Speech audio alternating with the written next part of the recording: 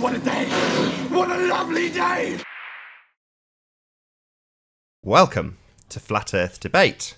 I'm your host, Nathan Oakley, and if you're new to this channel or you've not done so already, be sure to subscribe and hit the bell notification icon to keep up to date with the Flat Earth Debate. If you would like to support this channel, there is a super chat that runs alongside each of these shows while they're live, and a link in the info box below the video once it's rendered. But most importantly, if you would like to join the discussion, simply mute the page you're currently watching, then click the link in the info box to join the panel and express your views on the shape of the Earth. If you do join, please don't swear. If you do, you'll be ejected.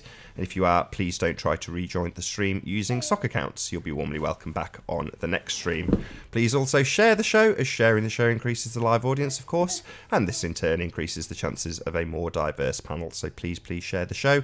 And one last time, if you're new to the channel or you've not done so already, be sure to subscribe and hit the bell notification icon to keep up to date with the Flat Earth Debate. Now we are joined by Arwin. How you doing, Arwin? Good to have you. Hello, Nathan. Good afternoon. Good afternoon. Just doing okay. You have an interesting sweater there. Oh, with the headphones on it. Yeah, that's really funny.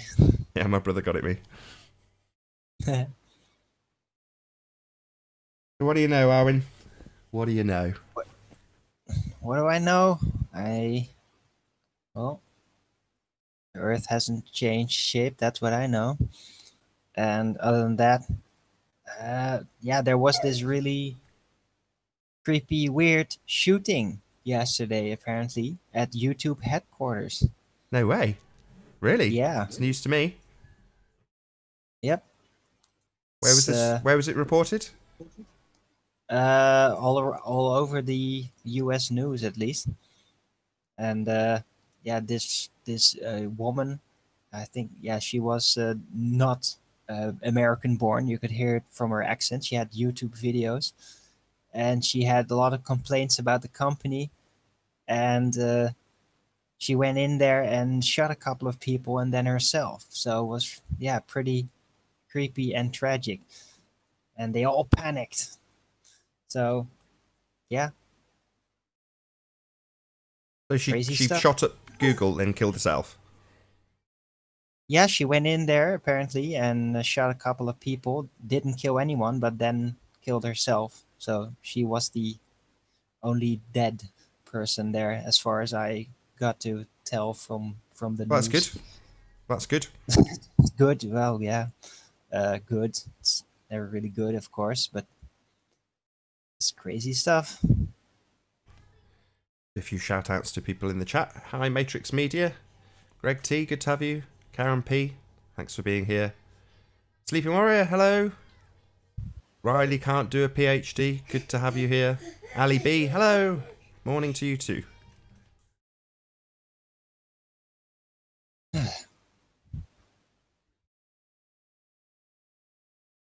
What do you think? Do you think we'll get any scientific proof of Earth curve today?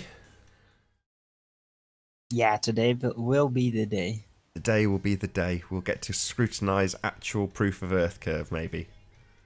Yeah. Yeah, definitely. We'll get the proof today. Yeah, if they ever get to it. So I wonder if Rumpus Don't be too hasty. They've only had 2,000 years. You know, you can't rush these things. Yeah, exactly. Well, maybe it's just a lot harder to actually go by your own standards than they had expected. Like, yeah, it was very hard to, or they made it very hard, the scientific method, to really get things manifested, to keep control over it, and to be able to eject people that they didn't like. So, but then to actually prove their own fundamental theories proved a little bit harder than they had expected, hoping to ride on the consensus system indefinitely, probably. Yeah, So, that's exactly what we have. Science by consensus. Yep. But who knows, maybe one day. Who knows, Still one day the wonder- natural laws will reapply, you think, as opposed to the laws of man and consensus?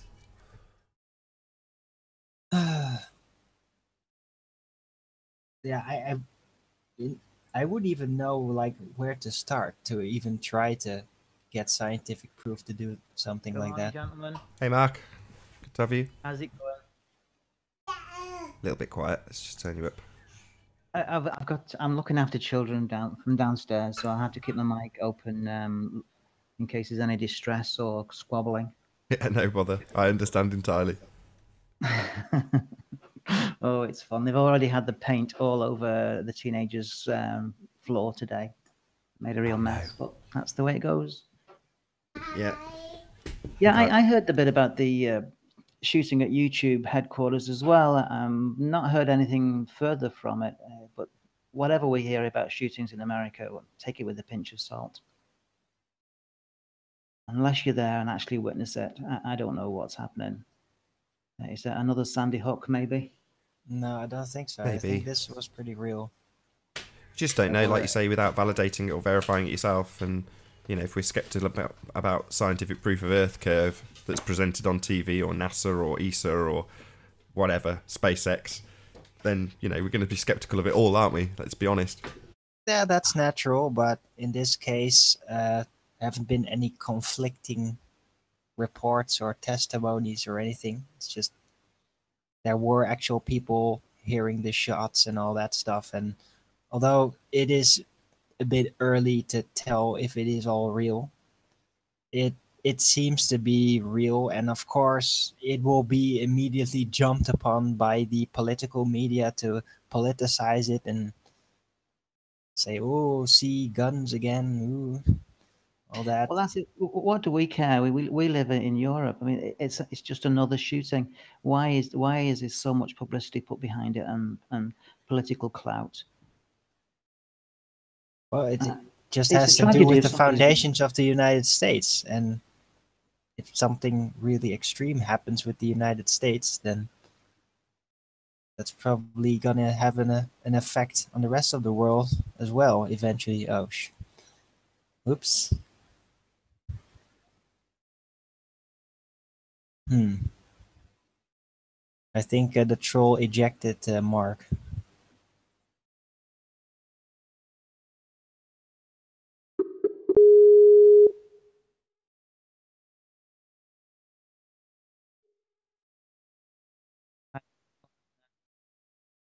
Just not quite quick enough, I'm afraid, Mark. Sorry. Say that again. I said I just wasn't quite quick enough on the eject button. Oh, did somebody kick me out? Did they? Yeah. The little rats. Yeah. So what Oh, do we do now? here You comes gonna another come one. back in? Gotcha. Whack-a-mole for a little bit. Okay, I am looking, by the way, in that panel. I still don't get how you eject somebody. So, nah, I'm just gonna leave it to you. Don't worry about Am it. am I still in? Yeah. Yeah. I've just brought you back in on Skype, so you've got no worries Yeah, now. they're You not won't gonna get ejected. eject you there. They're not going to get you on Skype, yeah. Right. So what Safe about and sound. talking about scientific frauds, like the Piltdown Man, for instance? Are we familiar with that?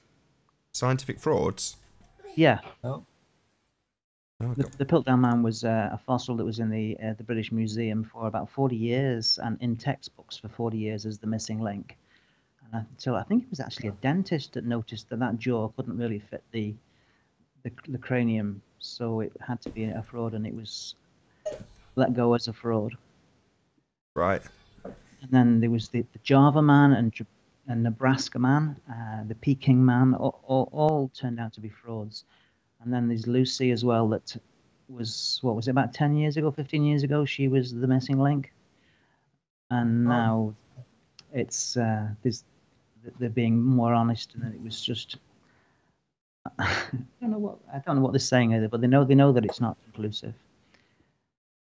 They wouldn't be We faking it can't. if it was real. Let's be honest. So there again. They wouldn't be faking it. There'd be no need to. It's like Earth curve. If it was really there, it'd be demonstrable. It'd be really easy to prove. Exactly. Yeah. Exactly. Yeah, and all the transitional fossils that are supposed to be there, they're zero. They're not there. Archaeopteryx turned out to be reinterpreted as a contemporary to birds, not a link to birds from dinosaurs. So whenever our friends are telling us to go and look at scientific articles, they can't be trusted.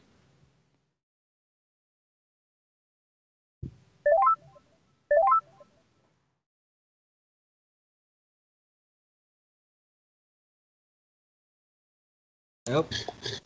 Yeah, I They totally got agree. me. Totally agree, Mark.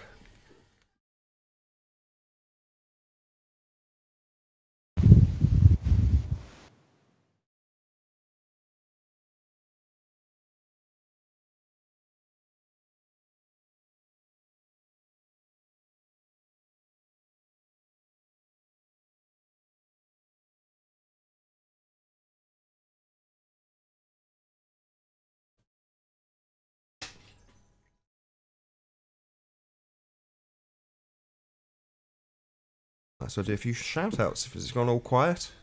Hey, Netty Yeah, it has, Voyager, hasn't it? good to have you. Joe Kovacs, nice to see you. The Rig, good to have you here, my friend. Nummy Num, nice to see you as ever. Billy G, or Bill G, thanks for being here. Normal Gamer, stop right now. Thanks for being here. If I've missed anybody, my apologies.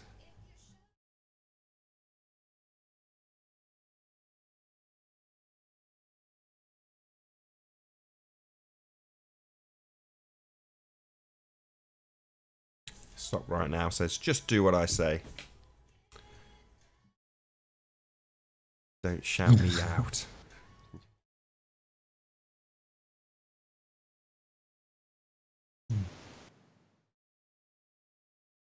Need any more photography, Mark? Caught any lighthouses? Are you still there? Yeah. Yeah. Yeah. Yeah. Yes. I've not had good conditions yet. Oh, hang on. What have I got? I think Anthony's in Sorry the same about boat. He's up at St. Bees at the Um, moment, and he's had rubbish weather the whole time. Oh, it's been an awful week. We've had about 48 hours of non-stop rain, and so we haven't had anything clear. I keep going just in the hope for a good high pressure, and we are expecting high pressure tomorrow. So hopefully we can see a bit more details. It's all very interesting, though. I learned about flash patterns of lighthouses, which I never was. I've got to take this call. I'm going to go on mute, okay? Yeah, no bother. I'll do a few more shout outs. Have I got this right? Chocolate Say Ian. Is that right? Morning to you too, sir. Chocolate saying. Chocolate Saying. Okay. Can't read it at this distance. My apologies. Chocolate Saying. Good to have you. Joss Corey from the Iron Realm. Pleasure to have you here. I said hello to Joe. If I haven't, hello Joe Kovacs. Flatman. You watch Iron Realm Media, Arwin? No. You should. I haven't seen this channel before. Good, they do a Friday night podcast. It's nice. They also broadcast on TFR. Yeah, they do a Friday night, very relaxed hangout every week. And it's, well prepared. They've got good subjects that they cover.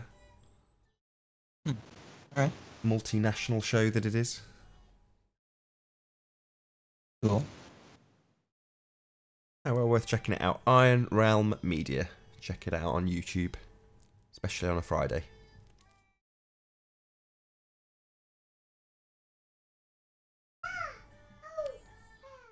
Pates Laros, thanks for being here. Good to have you. Flatman, hello.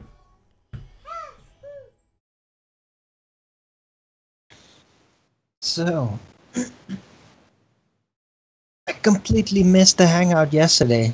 I literally came in like 30 seconds before you closed off.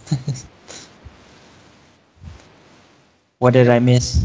Well, you got some compliments because you were, from what I understand, sort of fighting a corner for Beelu, in the respect that, in the same way we can't disprove Starman, we can't prove it is fake, you can't disprove Beelu, was what I kind of got as the impression you were that was how you were laying it down. I don't know if you were doing it in a... Oh yeah, well, we can talk a bit about Bilu. He's very popular in chat. Trolls love to refer to him a lot. But yeah, I did have a hangout with Haunted House and IPS right after they started up, and I just went in there and I did talk a bit about Bilu. And what I think Bilu really is it's like a combined thing based on the pop culture in South America, because from what I've learned, aliens are very popular even in the mainstream in South America, and they don't look down upon it as crazy as much as they do in the West over here. So it's much easier for them to just talk about aliens and involving them. And what I think is that Bilu is basically a cover, is a system to bring in the source in an unconventional way, but that the source is not literally like an alien, a space alien, like the popularized typical figure with the big head and big eyes in that bush. That's just an act, basically, to translate what happened. I did watch the Bilu video, and even the way it, like the alien talked, it sounded very much like it was reading off a script. It didn't sound like it was spontaneous conversation, as it were, even though it wasn't, of course, English. Just the way it sounded like it was reading off a script. Hey, is that you, Ali? So yeah, it certainly is, mate. Good You to have got me. What did you make of this Hello. whole Bilu debacle? I think I was talking about it the other night. Actually, someone said that that came from about 2011 or something, was it? The actual video. Yeah, the Bilu video is about 2010, 2011, from what I understand. Right, actually, I've got a memory. Oh God, wait a minute, hang on. Let me get into the back.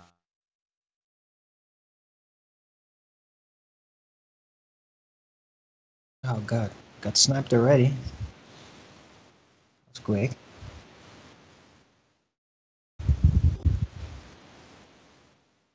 But anyway,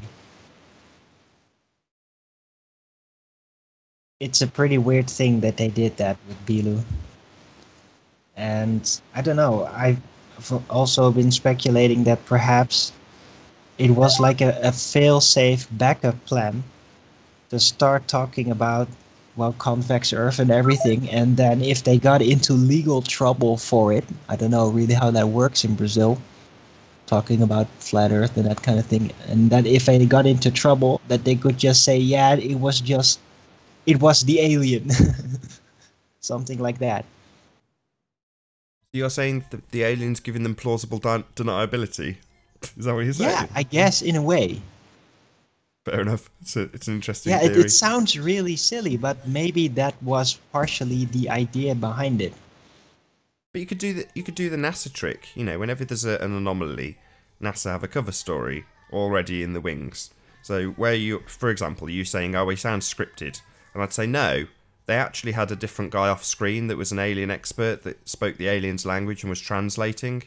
So that's why it might sound a bit stifled. In other words, you just come up with a bullshit story on the spot. Or, if you're NASA, you've got enough time and, you know, you can make up the story before it even gets aired. You've got the cover story ready in advance. Hello again. Are you picking me up okay? Yeah. Yeah. All right, cool. Right, I'll just finish my wee thing. I seen that about. Yeah, I'm sure I seen it before I got into the flat Earth, that thing, and I kind of just laughed about it. But, I don't know. Actually, I've got a great wee link. You were talking about that shooting earlier on. Let me drop it in here because I can't play it or anything like that because how did I stick it? It was about that shooting. It was just a strange question. One of the reporters asked the copper. The police guy when he was given his little report. Let's see. Yeah, there you go. Just Talking take it. about the YouTube shooting now? Yeah, I certainly am.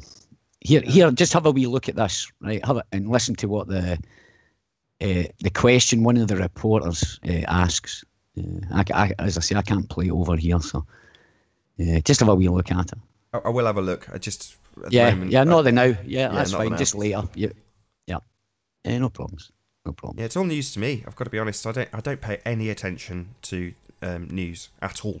So it's like I'm blissfully unaware of these things until people like yourselves tell me about them. And normally, it's very depressing.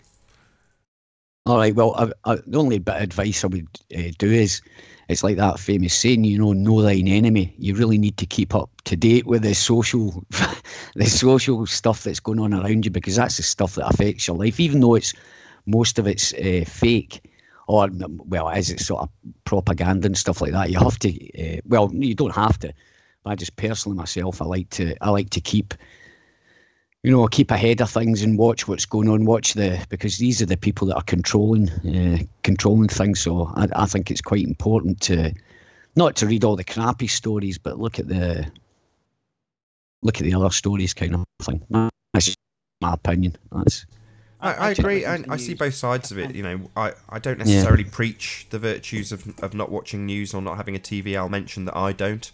But I totally get it, the people that are out there looking at the NASA stuff and looking at the fake space stuff and pulling it apart based on the anomalies that they find. I totally understand why they do it and the purpose and the use and its benefits. But I don't like it. Can't be fucked. Sorry. It's not even that I can't be bothered. I just literally don't like it. Right, okay. Did you? Oh well, here's another one for you. Did they see oh God, they found a dinosaur footprint up in Skye in northwest Scotland. What? That's 70 billion year old or something, or 170 billion. Yeah.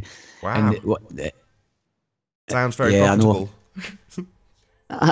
You know what I mean? It's like, and if you can find it, just Google it, Arwen, if you're interested. It's just another one of these stupid. It's these things I like looking at, kind of thing, Yeah. I look at whatever comes across my screen, if it seems interesting. Yeah. So just Google that. Just Google that dinosaur footprint found in the Isle of Skye. If if you're interested, later on or whatever, just if you're bored and you want to have a little giggle to yourself. The only news I can report on I is... heard a new low. I don't know. I don't remember where I saw it about mass graves being found on Mars. Oh, what? Like what? What a joke. Really? Sorry to Where are change the they subject just a tiny bit, but I watch a lot of car videos, and I will often, like most people, comment on the videos that I'm watching, and I'll put a relevant comment to the content of the video just to show that I've watched it and I'm not just spamming. But I'll normally leave 4 carriage returns, so press enter 4 times, so there's 4 spaces, and then type words to the effect of the Earth is flat, look into flat Earth, the globe is lie, whatever. And I'll leave that so that it's not on display. You have to click read more. So there's a relevant, I love that V8, whatever, and then underneath the Earth is flat. If you actually go to the effort of pressing it. Well, anyway, that's my preamble to Engineering Explained, who I'm sure has had more than a couple of spam messages in that regard from myself. But he did an April Fool on Flat Earth. Very weird angle that he took on it, but nonetheless, he's got Flat Earth in the title, and he's looking at Flat Earth. And at first, although it kind of went downhill, but one of the characters was even a little bit Ace McCloud-like. Oh, okay. At the beginning, it very much veered away from Ace towards the end. But ultimately speaking, it seemed to me like he'd looked at the subject to some extent.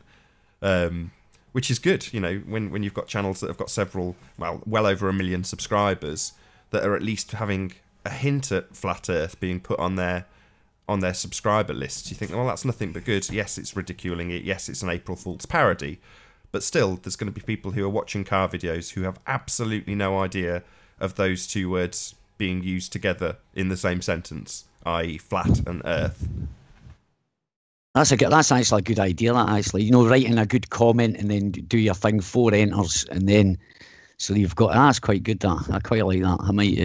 I might adopt that strategy as well then, because it does. Because people click on it and then you've just got in your face. That another thing. You know that Stefan Molyneux. You heard of him, Stefan? Right? He brought out. Have you seen his latest video about Flat Earth? No, I haven't, but I can't. That stand was Stefan Molyneux. the April 1st thing, right? Yeah, re-released- did you watch it? Yeah. He re-released No, I Stephen haven't seen Chess's it, but video, I didn't heard he? about it.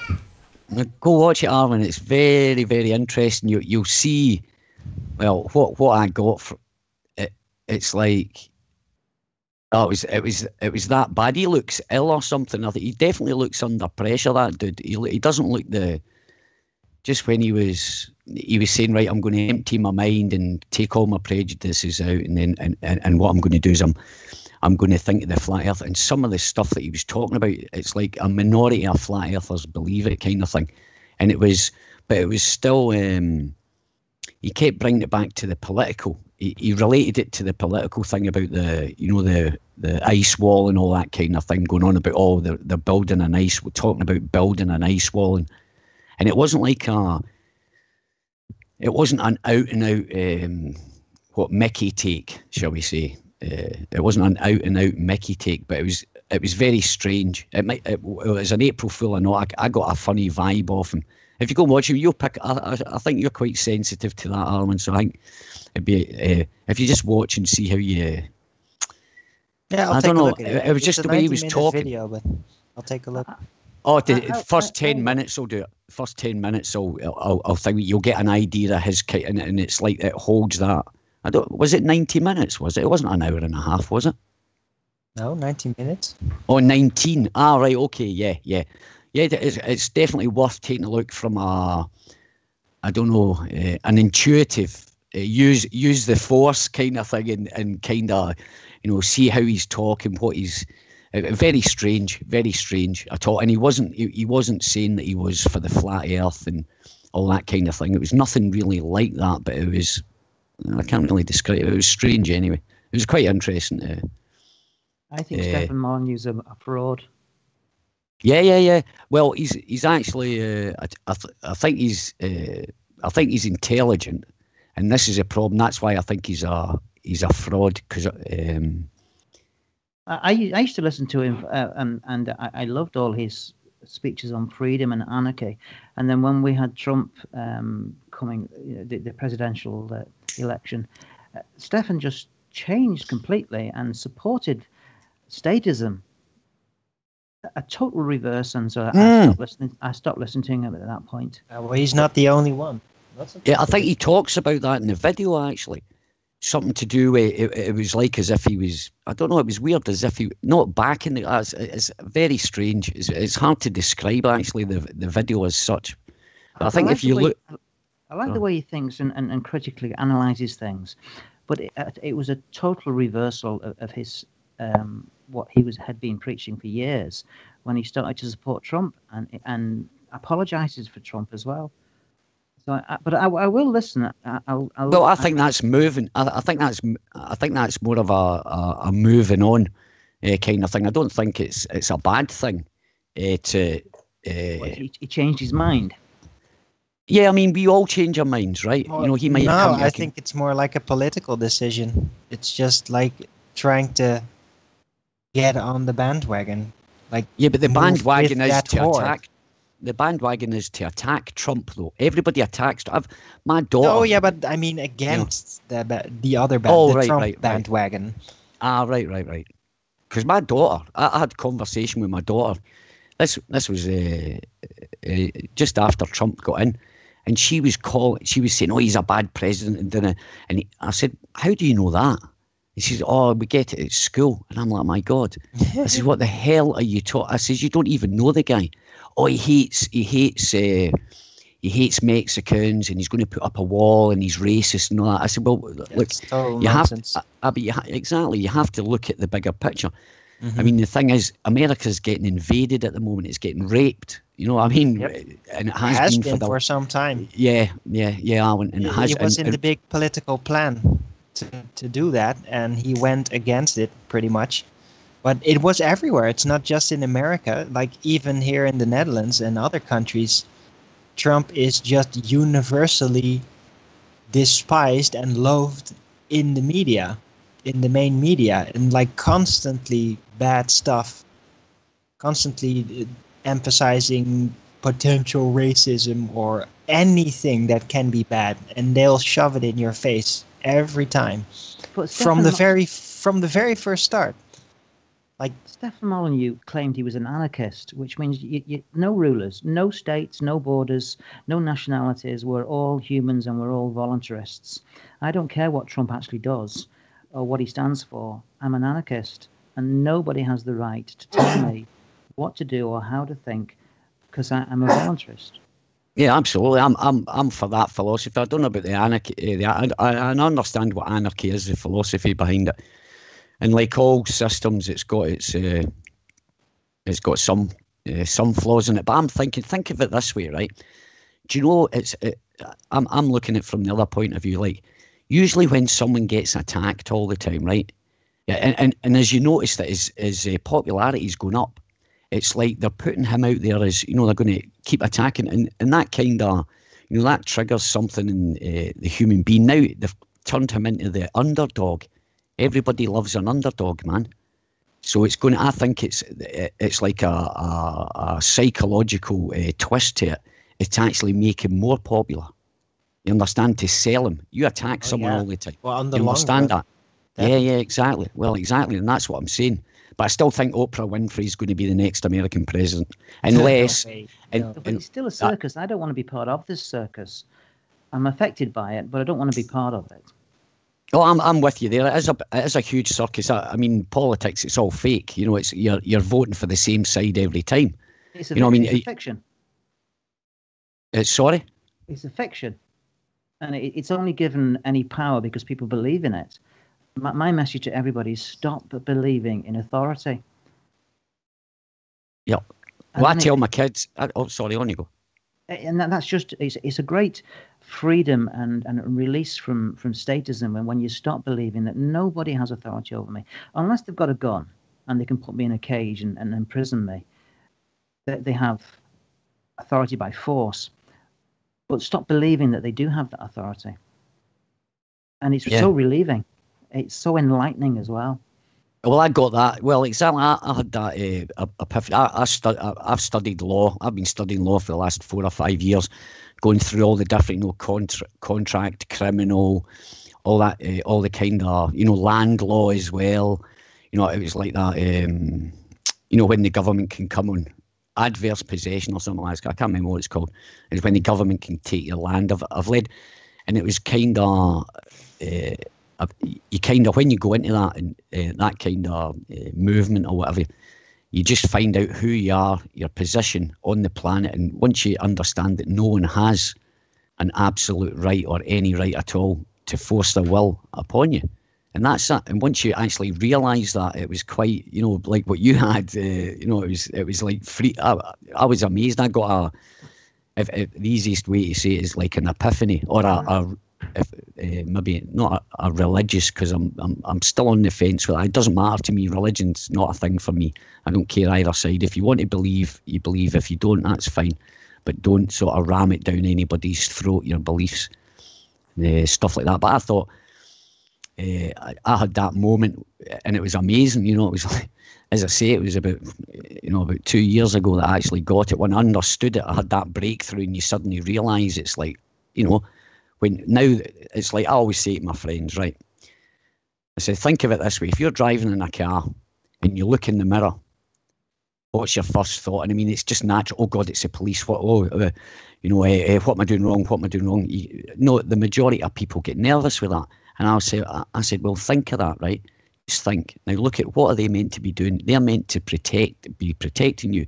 So what the hell are you scared of this organisation, inverted commas, that supposedly you are paying them money to protect you, to make you safe and stuff like that. Yet, when you look in your rear view mirror, you're shitting it, man. In case you, you've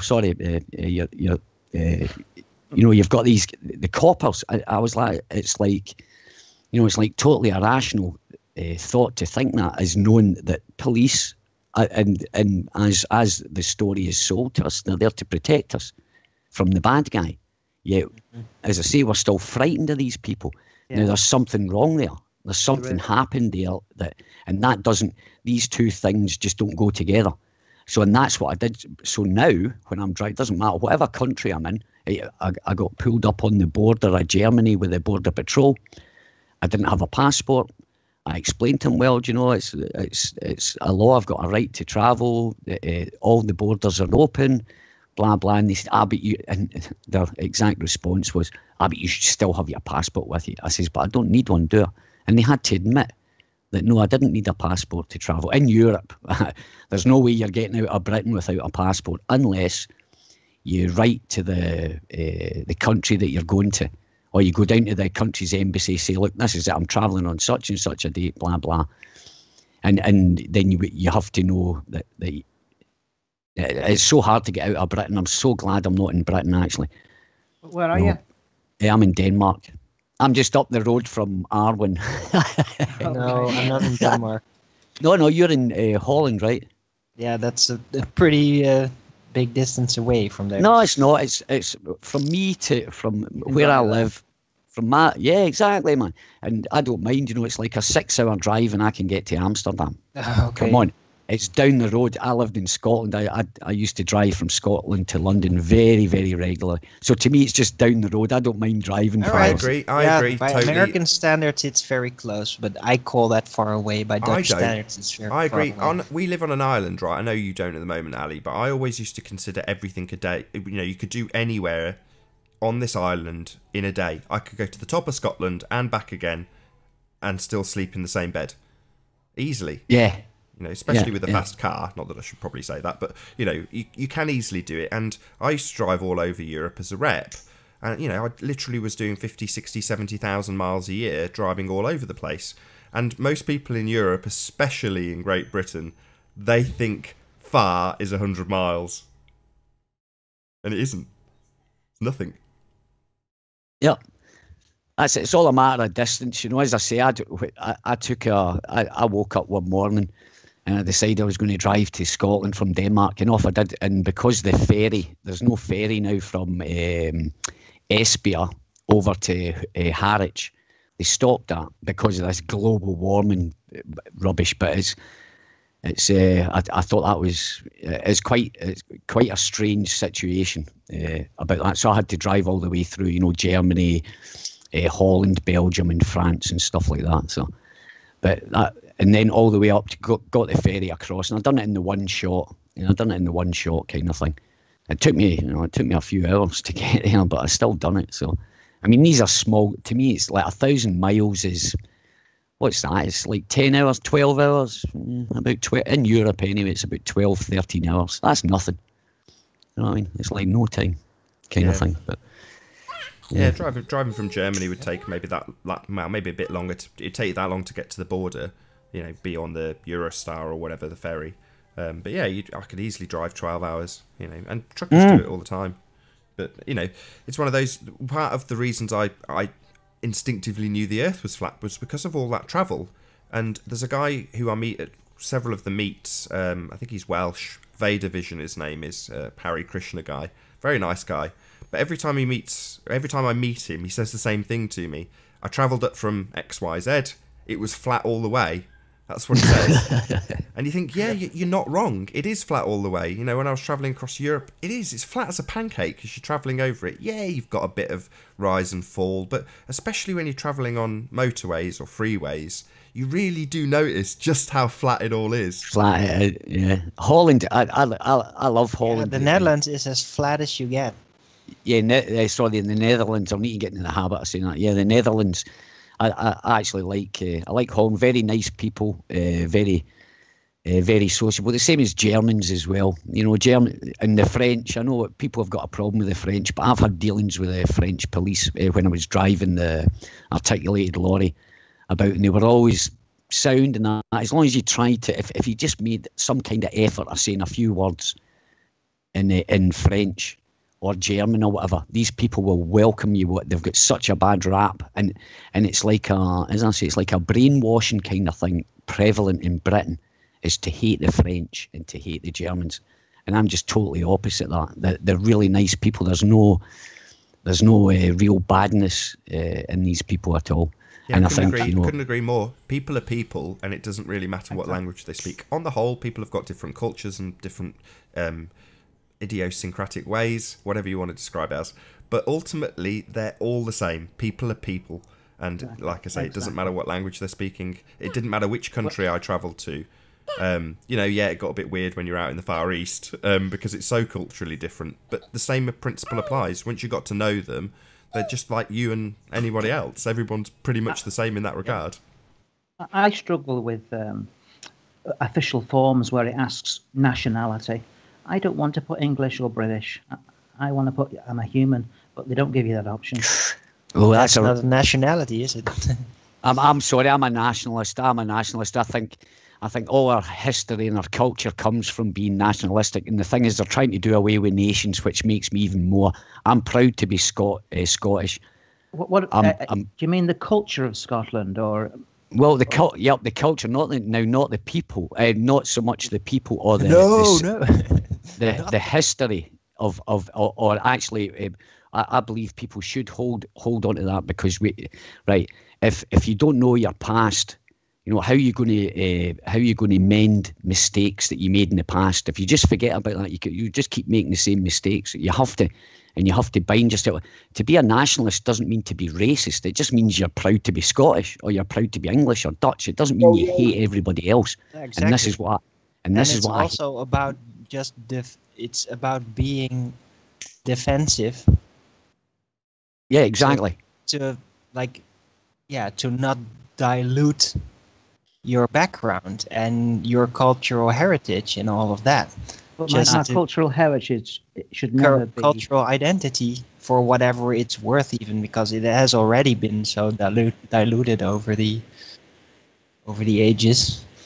But still, it's just that attitude of trying to be separate and not make it all one blend melange of things that don't have any real coherence, except that they're just jumbled around like a bag of Legos. Yeah,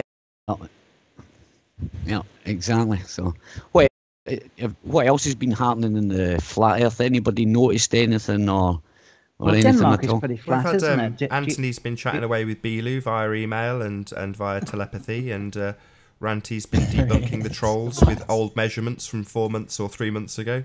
So we've got them both on the panel, actually. How you doing, Ranty and Anthony? Both good? Both good. I'm just trying to open the back chat, and for some reason it's not letting me in just yet. So, Ranty, are you in? Right, just keep an eye on it while I try and get in. Yeah, Bilu last night. He Skyped me last night, Bilu, and I missed his call. So I rang Bilu back, and he missed my call. And then while I was in bed, he started pinging me messages, and I was getting the notify through on my phone. And when I went to read the messages, there was nothing there. It was a little bit weird. I didn't quite understand what was going on. But Bilu seems to be trolling me at the minute. I must have upset him. I think that was a joke. I think that because a lot of the ball earthers, right, they've jumped straight on it as saying, look at them, the aliens and all that kind of stuff. Now that could be that alien thing could be a troll as well, you know, just to take the mickey. They have to jump on that though, because that's the only flaw they can find. They can't attack the evidence if it's correct. We don't know if it's correct because we haven't seen the data yet. But if we take them at the word and it is correct, then they can't. Basically, you know, they can't say that that's wrong, so they've got to look for other things to try and discredit them. So I suppose it's all going to come out in the wash eventually, isn't it? Well, there are mistakes in it. I mean, they've been well documented, so let's not say that there are no mistakes. There are. I mean, they weren't in the Straits of Gibraltar; they were in the Med. The best mistake I saw them make was they claimed 14 kilometers, but they were actually at 1.4 kilometers. So that's the biggest one I've seen them make so far. You know, I thought actually the way that they approached it was like and this is a quote for Chris F.E. Jackson. When I was talking to him, he reckoned that like the beginning, you know how they say, and we're doing this, and then they take it so far, and then what annoyed me is then they split to another experiment. I would have liked them to finish one experiment at a time. I know they were trying to dramatise it and stuff like that. But as I say, and all that music behind it, it was just like watching, you know, the cop videos. You know how the police they look at that reality thing with the police. It was more like Ancient Aliens, that style. It reminded me of the way Yeah, but you get what I mean. You get what I mean. It was done like in too much of. I mean, that stuff. That's what annoyed me the most. They kept stopping the experiment, saying, "Oh, and what did we get?" And then they went on to the next one. Then oh, what did we get? Then the next one, and the next one. And I thought, you know, I'm not a great video maker, but I certainly wouldn't have done that. I would have put it right. There's this one to bed. This and the next one to bed. The next one to bed, and just went bang, bang, bang, bang, and end of story kind of thing. But they kind of, it's too much dramatic stuff. And I suppose that's the way, well, you know, that's the way that humans are reacting. You know, I think they were just using the same mainstream tools of manipulation, or, you know, that kind of, adding a bit of atmosphere. It was just like watching a mainstream television program, like what you said. Actually, Ancient Aliens, that's a great example, Arwen. It's like the way that they, the style, it's the that kind of style, conspiracy documentary style. It came out of the 90s, and it's a universal format for these types of programs to keep the attention do you think span that we're of being people. too picky? Because ultimately we've got, from being on this side of the fence when you're arguing the flat earth against the ball, we know how you should present things. And maybe if they're just doing experiments to find out if they know whether the earth's a ball or flat or convex or whatever, they haven't been through the process that we have, you know, scrutinizing it. So obviously you need to put your measurements in, you know, get the tape measure out, show the measurements, you know, get everything completely indebunkable. But that's what they didn't do, because I don't think they are flat earthers. They're not doing it as we would do it now. I think you're correct. I don't think they set out to actually get official scientific proof, basically, to publish it officially. They were not out on doing that. They were just doing the experiments to confirm or disprove the concept, the intro concept that was apparently which is a shame, really, because really they need to redo everything. Because if they were, you know, they've got the equipment to do it, but they'd have to do it to the scrutiny, you know, to the standards that we would be expected to do our experiments with, for it to hold any kind of water, basically. Otherwise, it's just going to be dismissed, which I think is what's happening. Yeah, but you have to realize that we are basically open and conversing with opposition on the internet, and I think they've pretty much been a closed project. It's starting very early on, and they haven't been confronted with official scientists that were not part of the program, that countered everything or ridiculed them. They haven't been swarmed by trolls constantly, I think.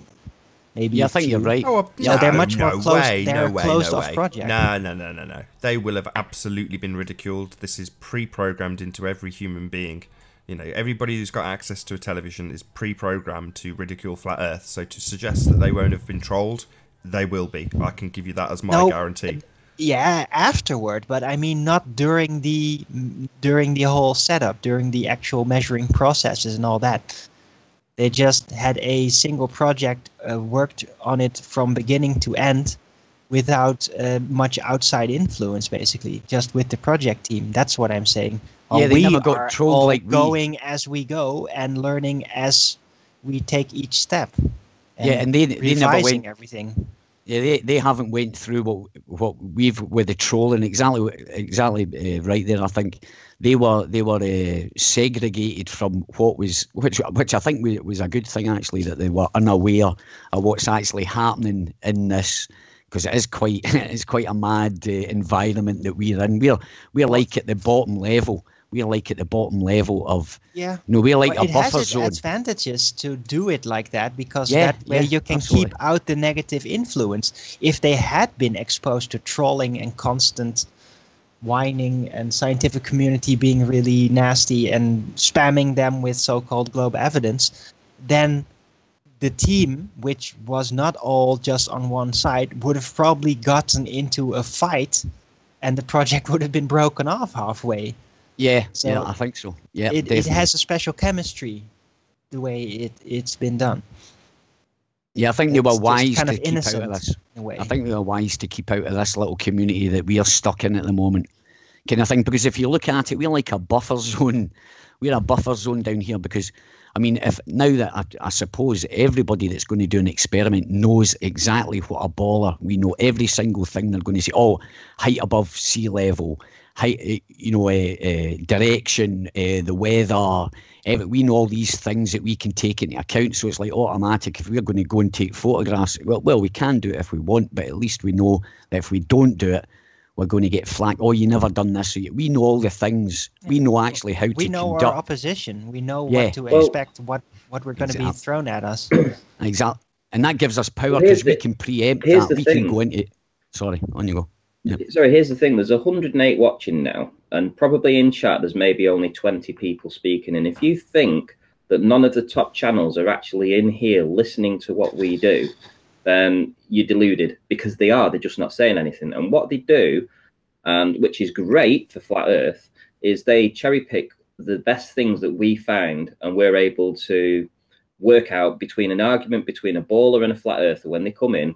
If we find something that's pretty good, like for instance, checking the heights of mountains in the foreground with the mountains in the background, right? Now that was first brought up here about a month ago. Now, since then, people have started doing experiments with this. All right, hello?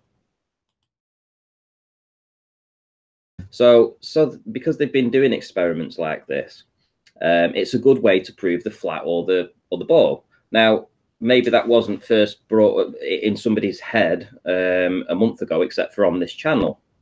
Yeah. And people are taking notice.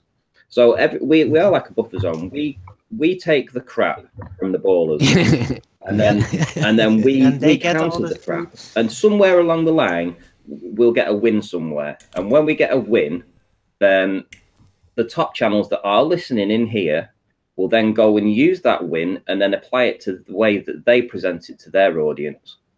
Mm-hmm. Which I think is a bit disingenuous, because what I usually like to do is, if I get a bit of information or whatever, I'll give credit. I'll say, oh, by the way, this didn't, I have to, like, this didn't come from me, by the way. This was this was Arwen's idea. Arwen spotted this, and I won't go running and take it away and then go boo-boo. I'll give kudos or credit to the person that done it, because it's like a natural thing to do, right? You can't, and I find some of these bigger channels, and 100% what you said, they're ranty, they're definitely listening, and I've seen a few things for the last 2 years anyway. I've seen things up that, the small channels maybe I was talking about, or Arwen's, or you and Anthony or Nathan were talking about. Suddenly it's on one of the big channels and there's like nothing mentioned. It's like, not that I'm bored. I don't care about getting the credit. I just think it's an honourable thing to do, to give the person credit, rather than, because think of the help if, for example, if Globebuster said, over in Nathan's, Arwen and Shane were talking about this and had this discussion, and they made a very relevant point. I mean, that'll encourage people that's never heard of this channel, that are on this Globebusters or Patricia Steers or whatever, to come across and think. I find it rather strange. 1 minute, Alan. I just find it rather strange that doesn't happen more, because let's just say that if we had a week of arguments with the ballers, that's 14 hours of getting it down, getting to the nitty gritty, finding this, finding that. There's a lot of crap to sift through, right? Because a lot of it is just crap. A lot of negativity, a lot of something that they can really mean-spirited personal attacks. And I think that many people out there that do deal with Flat Earth and make their videos, well, like Bob said recently, he just can't handle it, and they don't want their audience to look into that kind of a crap hole, basically. So I think that they're not mentioning us more frequently for that reason, because it is so filled up with trolls that just constantly. I think that's a cop out, Arwen. Listen, Arwen, I think that's a cop out, because these people, what they're doing is it's a double. They're in the little. Wait a minute. It is a bit of a cop out, but it is a strategy. It is like keeping your audience safe. But listen, let me finish my wee point here, because what happens is, if you protect people, it's like you're sticking them in cotton wool and they've no idea what's going on. on this, on actually down here on this side. I think it's healthy for people to come in here and watch the way that people behave and get an understanding of what these people are like. That's all. That's all. And so that's true, but not everybody has that priority. Most YouTube channels, most people just want their audience to grow, and they want as wide as possible an audience, and so they will make choices based upon their their money, audience making landscape. Money. Yeah, making money. Well, yeah, no money. It's maybe not even directly money, but just corporate success. That's more. Yeah. Okay like then. Yeah. the Right. angle. Yeah. Just being successful, getting the biggest audience, and then you have to work with these specific group dynamics, basically, if you want to be on top of things. And that is still, it's still a lot of people. Yeah, but there'd be nothing wrong with getting a wee mention. Ego-driven. They want to be the best. They want to be the biggest, and they don't always care that much about actually educating their public. On that note, I'll do a plug for my own show. So if you're new to this channel, be sure to subscribe and hit the bell notification icon to keep up to date with the Flat Earth debate and make this the biggest show in Flat Earth. Of course. If you would like to join the discussion, be sure to mute the page you're currently watching and then click the link in the info box below the video to join the panel and express your views on the shape of the Earth. If you do join, please don't swear. If you do, you'll be ejected, and if you are, please don't try to rejoin the stream using sock accounts. You'll be warmly welcome back on the next stream. Please also share the show, again, to make this the biggest show in Flat Earth. Sharing the show obviously increases the live audience, but this in turn, as has just been mentioned, increases the chances of a more diverse panel. So please share the show. And one last time, if you're new to the channel or you've not done so already, be sure to subscribe and hit the bell notification icon to keep up to date with the Flat Earth debate. There is approximately 1 hour left on this live stream. Well said, Nathan. But back to about that. I think, see, that what you were talking about, that corporate idea, look, is I think these people, that we're trying to get out of this mentality, the mainstream mentality, and these people are bringing the mainstream mentality into there with their egos, and they want to be the corporate idea. I'm fine with that. I'm not bothered about it's promoted people even money. by YouTube itself. You have this course you can take at YouTube, and this concept is the first thing you get to learn. It's like target audience, and what are the techniques to keep. Yeah, but there's nothing wrong with. There's nothing wrong with pointing people in the other direction. They've got that audience member that they say, oh, well, go over to Nathan's or Dell's or whatever and go and listen to what's happening over there. These people are not suddenly going to say, oh, I'm not going to go do Globebusters or the other ones. They're still going to go back there. But you've got people have to be exposed to what's happening here to maybe appreciate a bit more. And plus, I mean, we are talking about things that are not contrived, and it's like, everybody, we disagree with each other, we have arguments and stuff like that, but we still do have a discussion about these things. And people, I feel people should be more exposed to this level where we're at, because as I say, I always seen it as a buffer zone. We get all the shit, we get all the curved waters and all this coming across here. It's basically a frontline scenario here. This is like the front line. Did you hear the negative comments? Yeah, the front line, the front line. Yeah, we get all the gore. We get all the characters. We get all the characters with the funny voices. Yeah, that too, and the troll circus sniping everyone and all that. And the porn bombing and all this kind of stuff, we get all that down here. So, but that's my only complaint with that. And that what you were talking about, that corporate mentality, we don't want it over here. This is the whole point. We're critical thinkers. We're trying to get away from that mainstream, because it's that mentality that has destroyed the planet or the Earth or the plane or whatever you want to call it. That's what's destroyed it. That's why we're in the crap we are. And now they're bringing in this over individualism, and it's a cultural thing. It's a cultural problem where efficiency is taken above character, and it's a very wide, big problem, and it is one of the problems that increases thanks to the interconnectivity of the modern age. More interconnected things get, the more competitive things get, and the more efficiency will be promoted over individualism. It's just how it works. Yeah, but and it is a problem. It is a cultural problem that degrades culture over time. Yeah, I know, but this is the point. This is why we're here, though. We're here because we don't want to get involved in that. There's another way of doing it. It's not necessarily that's just being a bit fatalist about the whole thing. That right, you know what you obviously understand what I said. Most people here will understand what I'm saying. It's a bit it's a bit out there not to think that the bigger channels don't know this. Are they? They're just bringing this poison, horrible corporate thing. Into this when you don't need to. You understand? Sure, have your little training course, target your audience and stuff like that, but that's about as far as it. Not to the detriment of, the people that are down on the lower levels, man. As you said, quite rightly said, on the front line. In the trenches. Yeah, in the trenches, mate. Yeah, with a slingshot. That's all we've got. It's this bit of wood with a bit of elastic on it, and pinging like the Palestinians flinging stones at the Jews, kind of thing. You know what I mean? Or I'd rather compare it to the World War I scenario of the dirty, muddy trenches, and that's horrible. As soon as you stick your head up, you get shot. Yeah, all right. But that's a nightmare. That's a nightmare. Yeah, that was a nightmare. That was one man. of the worst. Well, my granddad, he fought in the First World War, but he never really talked about it. But no, they rarely do. If they make it out, it was terrible. Yeah, it was. But yeah, that's a good analogy. That's where we are. We're in the First World War at the moment. The trenches with the mud and the rain and the snow and the wind and the noise, and we are subject to all that kind of thing. So.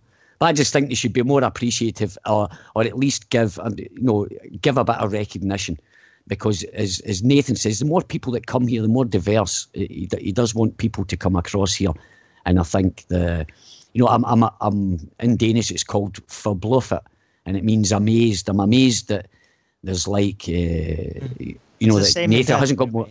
Oh, is it really forbluffet? Forbluffet. Okay.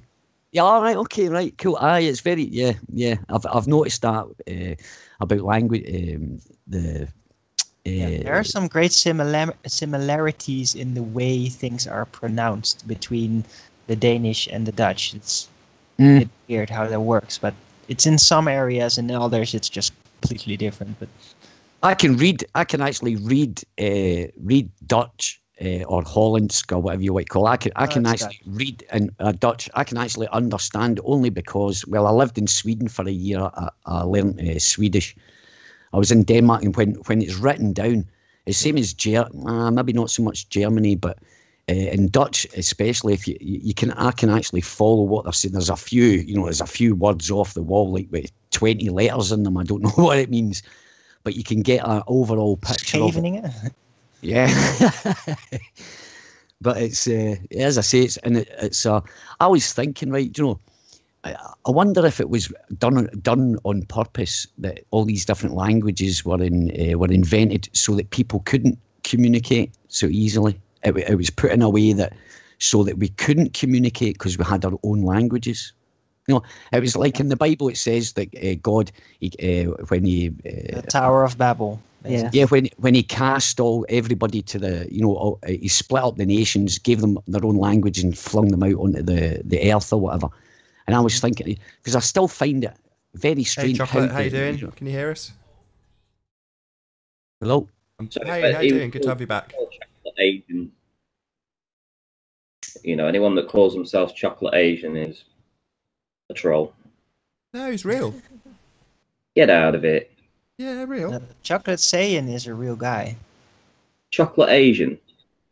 No, not Chocolate Asian. That must be an ironic account. Maybe. But Chocolate Saiyan is a real guy. Did you misread it?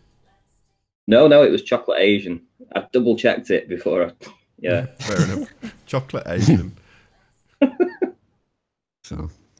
Right, listen, guys, I'm going to have to go. I'm going to make a coffee. I'm going to listen to the rest of the show because it's my Skype connection's crap. I've actually it's been crackling all the time, but I've got the most of the. I heard most of it there, but it's going from 1 minute it's clear and it's crackling again. So yeah, well, you seem to be coming through clear, so. Yeah, but really it's strange. clear. But coming, you just talking, it's like roboty, and it's like cutting out. I'm following, but it's just a bit annoying in my ears at the moment. So, but hey, Alan, listen, I wouldn't mind having a hangout with you sometime and talking about other stuff I'd like to talk to you about. Oh, sure, why not? If you're up for it at some point, I don't know, maybe in a week or something. I don't know, maybe just whenever we can work out a bit of free time together, because I quite like the conversation we just had there, and I think it was good. You call me on Skype, message me, and sure. Yeah. I like your views. Interact with you as well. Say again. I'd like to interact with you as well on Skype. Oh, sound. Listen, what I'll do is I'll just type my email address in there. I'll type my email address in the what do you call it, in the chat here, right? And then you just send me an email, and then we'll have contact. Or or just go to my channel and send me a message or something. But I'll just Skype me. That's the best way for me. Yeah, I'll do that with you, Arwen. But what was the other guy? What's your other? Mark, right? Okay, Mark the Anarchist. All right, okay. I think that's right. Yeah, 312. Yeah. Gmail. I think Nathan might have my Gmail as well. There's possibly. Yeah, well, it's there anyway. But yeah. Yeah, thank you. All right, guys. Thanks, Nathan. She's Anthony, Shane, Mark, and Arwen. I'm going to listen to the rest of the show anyway. So, but it's just a bit annoying it going like that kind of thing. But check that wee video out, Arwen, and listen to what that wee reporter says, man. And this is I think it's just after it happened. It's about an hour or half an hour after. Yeah, but it's quite interesting. All right, dudes. Right, catch you later. Thanks now. Good man. Bye-bye. All right, bye-bye. Take care, guys. Are we getting ever more popular? I guess so. Suck that, trolls.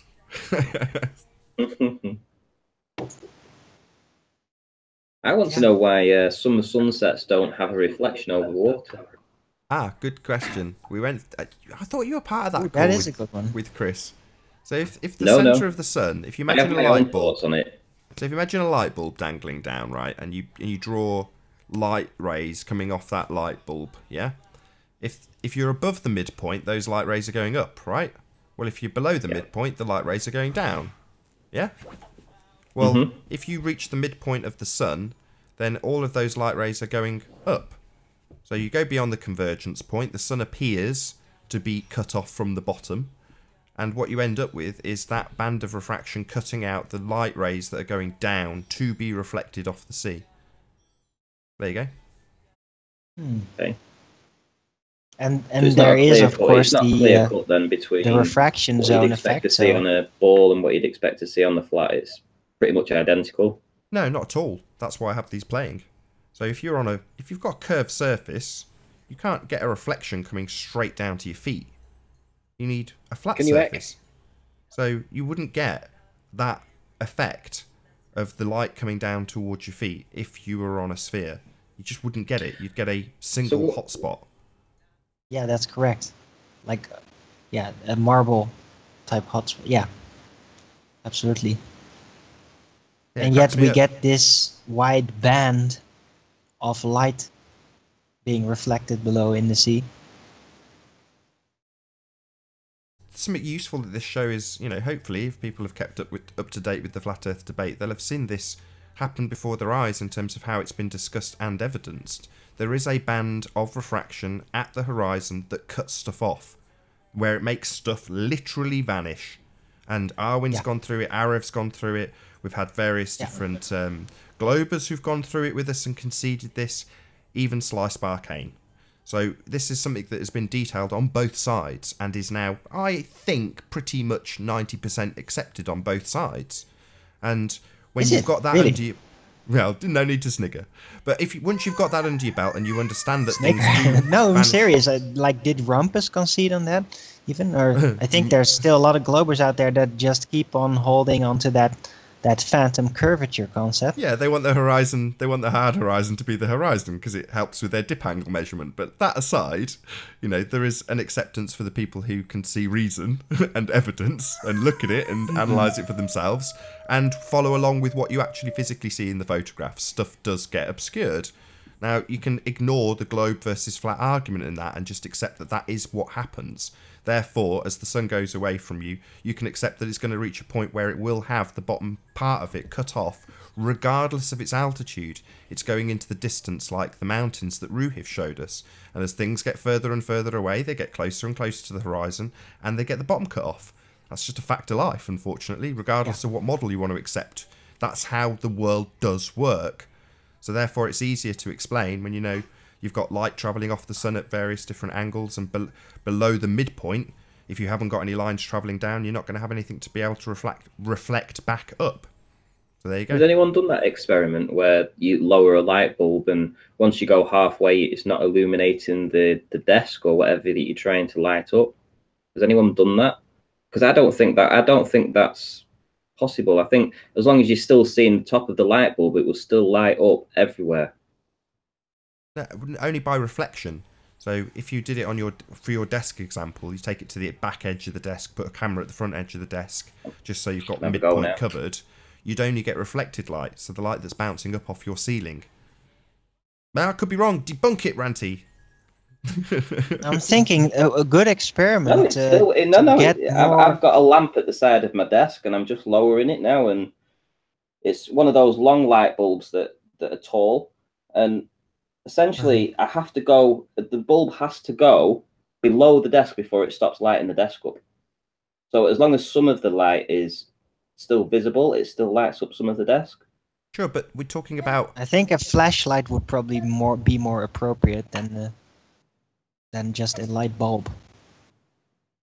Maybe not. Anyway, sorry, I just wanted to say, like, an interesting visual experiment would be to, well, again, take a drone, watch a sunset on a clear day as it reflects, and then when it disappears, take the drone, film it, and then go up and see if, like, how the reflection of the sunlight in the sea comes back, how that actually works. That would be very interesting material to analyze. Understand what I mean? Not really. Okay, you like this picture. You watch as the sun starts to go down, then at some point it's gonna be basically cleaving the horizon, and the reflecting part is gonna go away at that point. Then take a drone, film it as you see it, and then go up with the drone and keep on filming it to see if the reflection comes back. Right. In other words, you bypass the. I've forgotten the term. I like to use your terminology when you call it the zone of invisibility, or beyond the first. The slant and the refraction zone, or the vanishing zone. As the vanishing zone. So beyond that second slant that you described, there is a vanishing zone, and essentially it is dictated by your altitude. Your observation height is what dictates where that vanishing zone will be. And as you get higher, you do see things that are lower. And I think Arev was the first to explain this, where he just literally drew two people at different ends, one at the left, one at the right hand side of the screen. I'll do it in my mouse just for the audience. So if you've got a guy here and a guy here, and he draws a straight line of sight before him. But in terms of perspective, he's got an infinite amount that he can look up, but a very limited amount that he can look down, which is what causes this zone of invisibility that you end up with. And as you go up, that line will increase, so you'll see lower as you rise up in altitude, therefore negating this zone of invisibility. So if you were to film the sun setting to the point over water where you lost the reflection to your feet and then went up in altitude to negate that zone, then you would presumably, in theory, see that reflection come back. Correct? Yes, exactly. And it would just be very interesting to see, because also the sunlight reflecting gives such a clear cut sharpness to the apparent shape that you're actually gazing upon, including the slant. So it will give a lot of great detailed optics as to how that refraction zone, that vanishing zone, and the perspective and all, how that would work. You might have Just that be very interesting. I'm certain that David, DITRH, Deep Inside the Rabbit Hole, has done exactly that. I can't remember what. I know it was over water and it was at sunset, but I'm going to have to go and double check his drone footage, because he's just basically got a drone going directly up, watching the sunset, coming back down again. He's done it for, in some instances, more than 10 or 15 minutes. He's changed his battery out halfway through, so you see it land and him swap out the battery and then it go back up again, things like that. So he's got fairly prolonged footage of sunsets over water. So it'd be worth checking out DITRH. You might have this already in the bag, thanks to if you can find it, that would be awesome. Just to I'll check analyze. it out. I'll dig it out after the show and I'll see if I can find what he's got. I remember watching them and just thinking, these are glorious. Just so nice, just watching a different perspective of something that is magical and we all take for granted. A lot of people don't go out and watch sunsets. I do. I love it. I like going out for walks with my wife, and it's romantic, it's beautiful, it's all the things that life is all about. But most people just don't even care. So for me, watching those live streams, and they were literally live drone streams of the sunset, it was wonderful. I loved it. Simple things in life. Yeah. Can I just make an announcement? You may. Ranty is actually on an SSD. I've You've tried been successfully persuading him for upgraded. months and months and months. Oh, well What? done, Ranty. How's it all going? Yeah. Nice. I've tried persuading I thought him you for months and literally. I months. thought you said that Ranty was now digitized and he was in the SSD. He's in the Matrix. Yeah. I've been trying to persuade him got for your months upgrade. and months to get off his old mechanical HDD onto an SSD, and he's finally made the jump. Hopefully, he's going to stay on it, because it's definitely the way forward. He doesn't need to buy a new PC. He does need to buy a new monitor. He does not need to buy a new PC. You could do with buying a better hard drive as well, because he needs a bigger capacity HDD. He Buy a only has second-hand one, 500 gig. Just buy a second-hand monitor. They're so cheap. I mean, they're dirt cheap second-hand, because the technology in monitors moves on so quickly. And I've got 4 old PCs here. I've got 3 monitors. 2 of them don't work. So I'm on the small screen one now. I'm going to get one of those 3 terabyte hard drives. So just get a 1080p 16:9 cheap as chip screen. You'll get one for 40 quid. yeah, I'm going to get 2 or 3. I think. SSDs have become a lot cheaper these days. Yeah, we're veering right off flat Earth. We're never going to entice anybody into, we've had a great long spiel earlier saying there's all these people watching in flat Earth with bigger channels, and what are we jabbering on about? SSDs. Love it. No, but I know. But Oh, you we don't did understand the just talk about the whole sun down and everything, and That's very true. a bit about perspective. So we did actually get a bit of flat Earth optics in there. Yeah, screw you, naysayers. We do talk flat Earth. Yeah. Yeah, and we did talk about Bilu bullying me overnight as well. He was literally God. texting me overnight, and I got nothing. Where's Lottie anyway? Bully. Where's Lottie? He's not been in the chat. I'm sure he'll. No, he hasn't, turn has up. he? Oh, is he? Oh, I see what you mean. Since your video yesterday, you didn't show any of the trig. You just showed the measurement. So what? I know you've said already it came out to 29 feet, but Yeah, Anthony's got that on his. He did a video from down below at the same time I was doing the top one. So that's the top one, and he's also videoing from the bottom. So he's got that on his PC at home. So he just needs to basically upload that to show the actual measurement on the tape. I see. But since then, Yeah. he's done a runner, has he? Is that what he's implying? Why is it they bring up these dead old donkeys from ages ago? It's like, didn't that straw man die ages ago? I know, and the thing is, I mean, they kind of want to go back to that, like they've got some kind of win, and they haven't. And in actual fact, I was quite prepared to just let it drop, but they keep provoking you, don't they? And it's just nice to just ram it home that he owes me $5,000. It's comical because they, at some stage, maybe about the show 85, 90 mark, were like, we hate Isle of Man, we don't want to talk about it. We're on show 180 something, maybe, I forgot what number we're on. What number we're on? 185. And they're coming back saying, what about Isle of Man, blah, blah, blah. I've modelled it. Right, okay, let's have a look. Wicked. I thought you were all sick of hearing about it, but clearly not. Yeah, let me give me a shout out to the Rumpus from last night. Rumpus asked me, could I do a hangout with him? And I said, sure. What do you want to talk about? And he said he wanted to talk about Ramsey.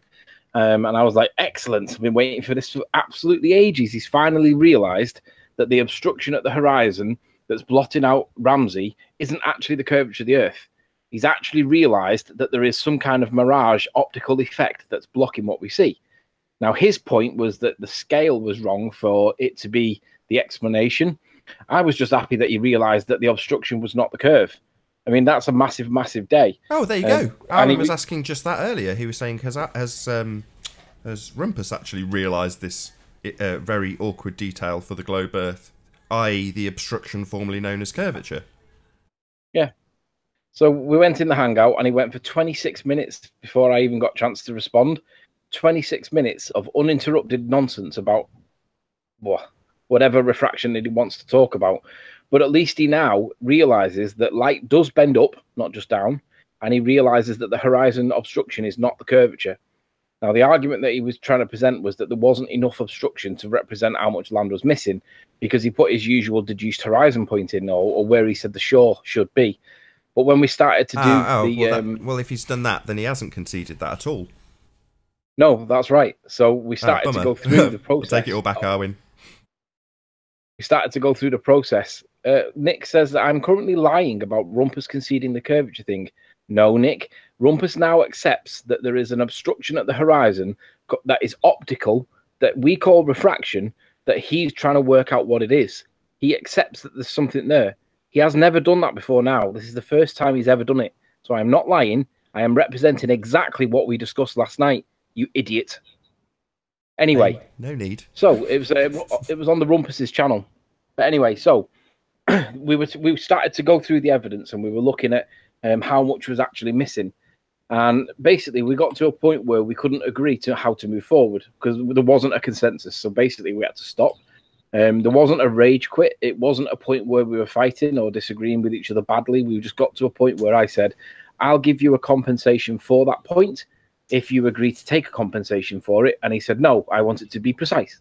And I said, right, then that's the end of the conversation. And he agreed it had to be the end because he wouldn't give a compromise. He wouldn't accept a compromise, even though there was one offered on the table. So that was the end of the conversation. But the point that we were talking about was we can see how much land that actually is there. Now, basically, we were down to the pixels. If I go back, I'll tell you where we got to because I wrote it down so that I didn't lose it. But we'd worked out per pixel how much elevation we were seeing. And I'm going to quote it from last night's hangout. Bear with me. Come on. Waiting for my phone to wake up. Come on. The Rumpus's channel from last night. It was 34 pixels represented 28 meters of elevation. And we were literally ready to compare how many pixels we needed to explain how much was obscured. And Rumpus wouldn't agree that it was a fair comparison because one side was 10 kilometers closer than the other. So he's right. 6 miles is enough for it to be significant. But there was a compromise on the table. And we're talking pixels. I mean, there wasn't a lot of pixels there. He could have had a couple of pixels and that would have been a suitable and more than capable and more than fair amount of compensation because it was basically so one-sided towards me that he didn't want to carry on. So he was basically cornered into forcing the end of the conversation by not agreeing to the compensation because it would have only been a couple of pixels. But that land is explained by the optical effect that's on the horizon that was previously known as curvature. So for all those times that we've said, Nathan, in the past, the obstruction formerly known as curvature, the Rumpus now actually acknowledges and accepts that there is something there that's stopping us from seeing what's going on. And by definition, that means it's not curvature because the claim is curve is the blockage. Now he realizes that it's not actually curve, it's something else. Now, I heard it, he said after the hangout finished, he said that Sean, him, and one other person were trying to decide where the actual horizon was. And there wasn't agreement between the ballers of where the actual horizon is. What a shocker. So, I mean, Yeah, I mean, it's total conjecture. I mean, you can calculate it using maths if you wish, and who cares? The fact is, you can't tell where the horizon actually is because we know that it's not a real horizon; it's an apparent horizon, and Rumpus actually agrees that it is an apparent horizon. However, we couldn't get to a consensus because he wouldn't accept a compromise. Now, the compromise would have only been a couple of pixels, but we were only talking about 28 pixels overall. So how much realistically is he going to expect? He'll want 26 pixels. But realistically, he's only going to get 2 or 3 pixels at the most. But in any event, we couldn't conclude the point because I couldn't go anywhere with it. I couldn't prove that the obstruction was blocking out Ramsey because he wouldn't allow me to have the point that I was making for a fair reason. And he is right. I agree. He is right. There was an element for why he is right. And I'm not arguing that he was being an idiot. He wasn't. He was being legit. He was being sincere. However, he was being an idiot because he wouldn't accept a compromise, which would have been an adjustment. He wouldn't give it me because he said he couldn't calculate an exact adjustment. And I was like, well, calculating it don't make it exact. It just means that the maths is working out. But because we have a difference of opinion on maths over evidence, he focuses on the maths. Anthony, have you ever known a bowler to compromise on anything ever? He did compromise on the maths in the end. Because we had a sum where it was 82 meters and it was minus 54 feet or something of that nature. Right, and it was a simple arithmetic. Yeah, so I meant from their model or anything that would go against them. Have you ever known them to compromise on anything? Because I have never done that. I've never known any compromise anything. I've never known any bowler compromise anything. No, however, I have known Rumpus to compromise some things in the past, and he did compromise last night. Rumpus is one of the few people that does compromise. So I would say almost all the bowlers I come across, Sly, Sean, none of them ever compromise on anything. Are you sure that's really a real compromise, or is he just saying yeah to get on with it? No, he did compromise because there was a point where it was 82 meters and we had to minus off the hidden value that he'd calculated to be 54 feet or something of that nature. And whatever the arithmetic was, it was 82 minus the 54 gives you the figure that he should have been putting in the computer. But he'd calculated a different figure. So that because he'd calculated a different figure, he wanted to go with his mathematically calculated figure. And I was like, Rumpus, there's the answer. It's on screen. And in the end, he did concede. He was like, oh, right, okay, yeah, you can have that. That's okay. But it was the trouble with doing that was it was heading in my favor. And he realized it and he had to stop it by saying, no, you can't have that adjustment. And I was like, well, that means it's the end of the conversation. And he was like, yeah, but I want it to be exact. I'm like, but mathematics is never exact. It depends on what math you put in. So we couldn't agree. So it had to stop. But I really wanted him, for the sake of discussion, to carry on because it would have shown exactly that Ramsey was well covered by the obstruction at the horizon, and it was totally in my favour, not in the bowler's favour. But it never happened, unfortunately. So never mind. They need to get the maths right if they're going to co-opt it into making future generations believe that they're looking at curvature, don't they? So they've got to get it right. Well, what he did say was, what's his name? The Philip guy was in there. And afterwards, I was listening a little bit afterwards. Philip said that they need another week on it, but they're pretty sure that they can make this match the Ball Earth model. And I was like, really? So come and present it on Nathan's show. They just need another week and they can make it match. That's fantastic. Yeah. That's a priceless line. Yeah, that's what they're trying to do. They're trying to get the bite? maths to make it match a ball. We can make the maths make it match. No bother. Just give us another week. That's brilliant. You've got to get that as a soundbite. That's almost as good as Paul Voigt. Paul Voigt's just like Paul Voigt's attitude towards it was, we'll just add a bit more refraction.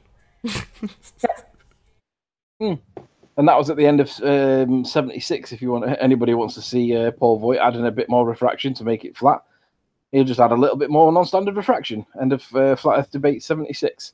You mean it's not 10 minutes of it? Basically, it's you mean it's not bally enough? It's too flat. Yeah. Well, we'll make it more bally with these numbers here. That's not bally exactly enough. We can make it more bally. No problem. Numbers make it more bally. So what we'll do, Nath, is we'll give them that week, right? And then when they come back on, be it Philip or Rumpus, because Rumpus doesn't do particularly well. Oh, am I still here? Yeah. You still here?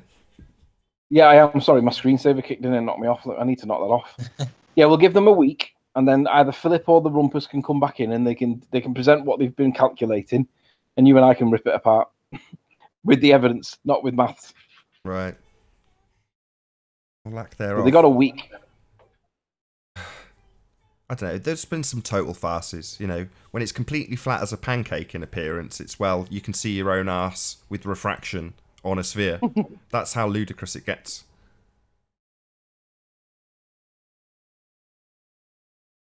Anything to account for the flatness. The glorious flatness.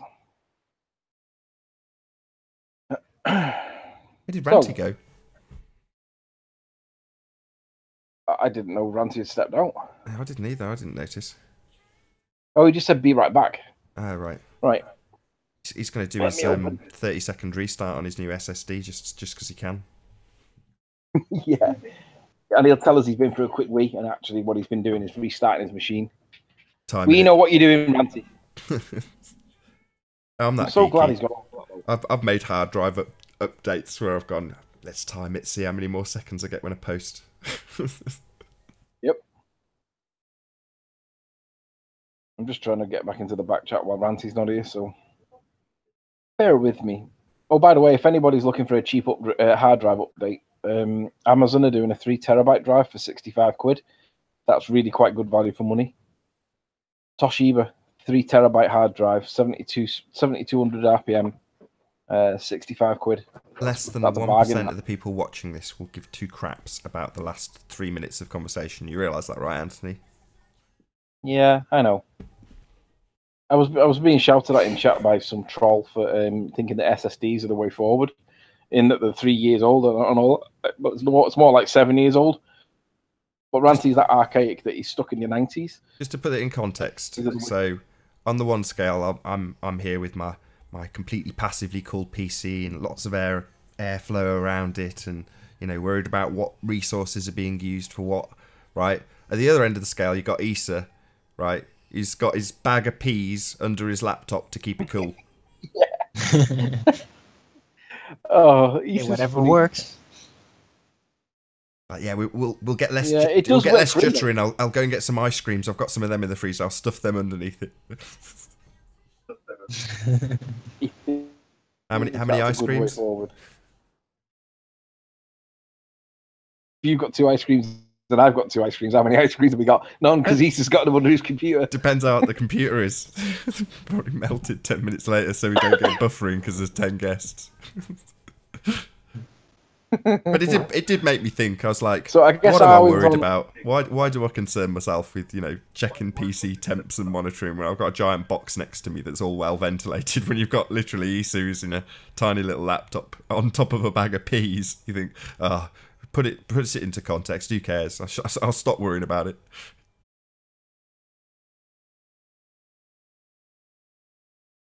All that glorious refraction.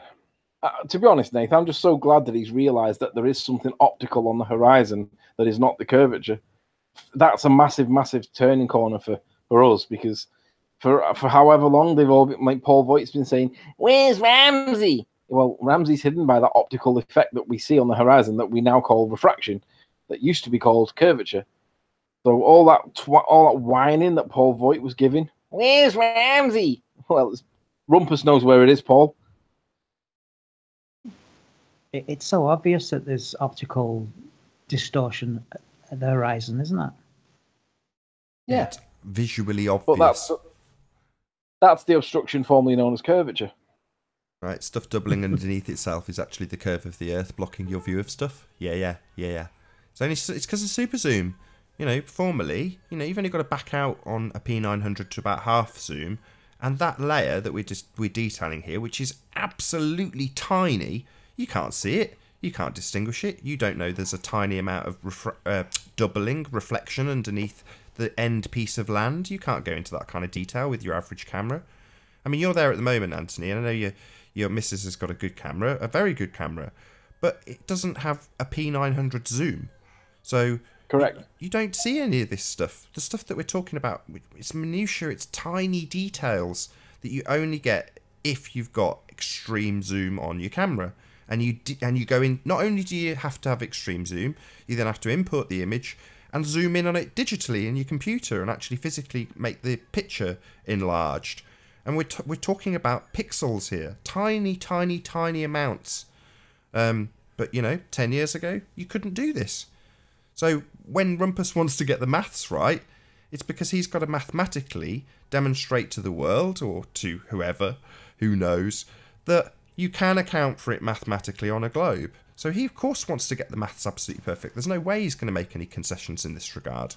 You know, when we see it in Metabunk's calculation and everyone kicks off, it's like, well, in many ways, we've led him down this path to demonstrate to him unequivocally that it's not being obscured by a dip angle of the horizon between you and the thing that you're looking at. And he'll just co-opt that and turn it into a mathematical formula that accounts for it. That's all Rumpus is here to do. And what's he doing? You know, we're helping him do it. Some days I wake up and put the hat on that our purpose here is to help people like the Rumpus account for what are, in his world, globe anomalies. Things that, it's just an anomaly on the globe. It's like, no, and it's flat as a pancake, mate. Oh, no, we can get around that. Look, we've already got the maths worked out. Well, in this case, it might be thanks to us. You know, it's interesting as well because I noticed there's like Ruhif, he's been on the scene for maybe, 3-4 weeks. He's one of the nicer, more polite, friendly, quite intelligent ballers. But have you noticed that he's getting more right-wing as time goes by? He's getting his feet under the table. It's like a relationship, innit? You're not allowed to fart in the first couple of weeks or so. But there comes a point where you try it and you test it and you get your feet under the table enough to drop one. Well, that's what Ruhif's doing right now. Ruhif's getting his feet under the table enough, and he's now beginning to throw his weight around a little bit. Hold on. So he's still being polite. I've got to put the other side to that. So the same principle applies in a relationship when your newly wedded wife farts in bed and you have some illusion shattered. But then you also find out a week later that she makes the most amazing lasagna. And Ruhif's been out actually doing stuff with his brand new camera that he's put a few quid into. So he was out last night trying to catch the ISS capture. I got some updates while he was out in the cold. You know, admittedly, he was like, oh, it's only 20 minutes drive. I'm like, that's a big difference to what I'd be doing with my scope. It'd be pointing out my window in the nice warm house. So going out and driving and trying to capture it from a good location. Good on you, Ruhif. Good on you. Yeah, I agree. But it doesn't change the fact that he's becoming gradually more right-wing. He definitely is becoming more right-wing. Well, you're a flat earther. I'm just going to ignore everything you say anyway, Anthony. So shut up. Yeah, and I'm not going to critically analyse anything. Oh, but Starman's okay. Well, Starman's not that important to me, so I don't have to critically analyse that. And he doesn't see the problem with it. I'm sure he was actually trolling us when he said that. Oh, he recognised it. He just downplayed it. He's not stupid. Shout out to Ruhif. Nate, is it chucking it down where you are now? It's raining constantly. I had to walk to my kids' playgroup today in the rain. Not fun. Do you know what? I actually think that this weather manipulation that they may or may not be doing, I think that they probably are doing it because Easter holidays, everyone's off for a week or two, and it absolutely rains continuously for the whole time. Yeah, you've got a car though, so you know it's one thing to moan about it when you're inside, but if you need something, you've got a car. When I need something, I have to dress my kid up and put a big thing over a pram and basically get wet. Yeah. No car, no fun in the rain. Not that I'm moaning. Oh well. So where's Ranty then? Has he come back yet? He's killed his PC. It's all died. It's your fault. Why did you ever get him to have an SSD? No, he's still there on Skype, so his computer's not off. He's just busy. He's on the phone. That's his mobile connected to Skype because he's on the phone to tech support. Cursing Anthony. Okay. Could be. Well. So where are we up to with anything else? I see John the Morgar brought out part one of his Flat Earth book. Yeah, and he did a little response to Beelu thing as well. He did 2 videos last night. I didn't catch the second one because it was a bit late, but I did catch the first when he did his response to Beelu. I thought it was it was obviously from his perspective, so it's going to be biased to a degree, but I thought it was a very even-handed response. So yeah, I enjoyed that, John. If you're watching, thanks. Good response. I enjoyed that video. Yeah, shout out to John. Give me a sec. It's Anthony. It's Ranty. This doesn't work. What have you done? What have you done to my computer? I hope he doesn't have an SS freeze. Like I used to have that sometimes. He's probably listening, so I think we should go through all the terrible things that could happen now he's got an SSD. No, but it was a real problem. Like with my first SSD that I used, sometimes when like the power went off suddenly, hello, and then, oh god, and then when you turn it back on, then it just wouldn't start up anymore. The computer wouldn't recognize the disk, and that would last for almost exactly 24 hours. It's really annoying. Yeah. So I hope he doesn't have that. That would suck. Yes, Owen, what do you mean, oh god?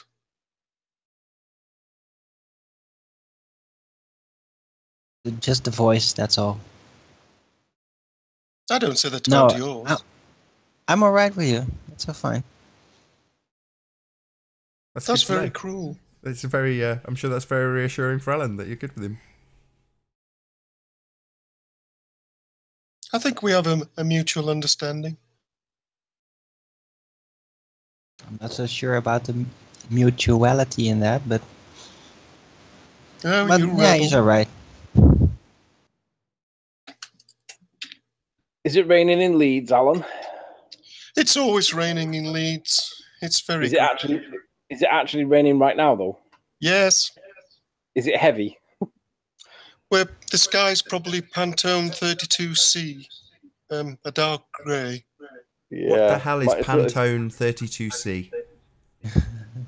That's a color palette. Well, you're in Royal Leamington Spa, rather posh. So what is it though? Is it I've never heard that ever. What are you talking about? You've never heard of Pantones? I'm colourblind, so most things in reference to colour are all beyond me, and I pay them very little attention. But I didn't realise. But that would be a very wise investment, then, would it? Investing in a Pantone colour book. Definitely not something I'd have. No, that's why I don't understand what you're talking about. Okay.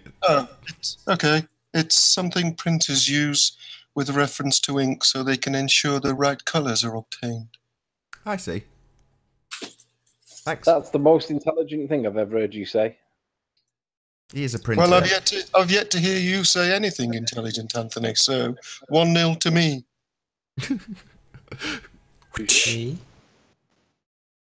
That was a joke. Don't. I know.